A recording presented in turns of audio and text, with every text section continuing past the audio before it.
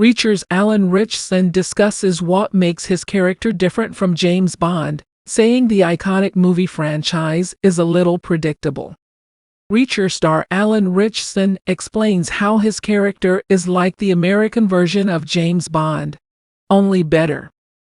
As the lead of Prime Video's action thriller, which will soon return for Reacher Season 3, the performance has earned Ritchson praise and allowed him to emerge as a featured star in blockbusters such as Fast X. But the actor has a unique take on what makes Reacher so different from other stalwarts of the genre. In an interview with Entertainment Weekly to discuss his role in the upcoming Guy Ritchie film The Ministry of Ungentlemanly Warfare, Ritchson touched on Reacher and dinged James Bond for being a little misogynistic and predictable at this point. The actor also talked about how, compared to Bond, Reacher isn't quite as aware of how cool he is. Read the full quote below. Ritchson is correct in noting that Reacher may not be aware of how cool he is at the level of Bond, but the character's superiority shows in other ways. Even though Reacher's friends poke fun at his social ineptitude, his coolness is frequently displayed in the show's many action scenes.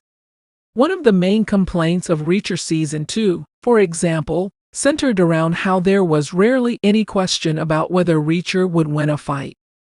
It's been argued that this zaps the story of dramatic tension and makes the heroes less fun to root for. Another point of contention is how Reacher depicts the main character's love interests. The women in Reacher are capable of defending themselves, as are many Bond girls, but they don't have much of a connection to the story outside of providing the main character with a romantic outlet. Reacher Season 1 did make an effort to show that Roscoe, Wella Fitzgerald, was special to Reacher and gestured to her own aspirations. That was comparatively absent in Reacher Season 2 with Dixon, Serene de Swan. If the show continues to introduce new love interests each season without developing them further, it could fairly be accused of the same issues that the Bond franchise has faced in its depiction of women. That may not be a problem in and of itself.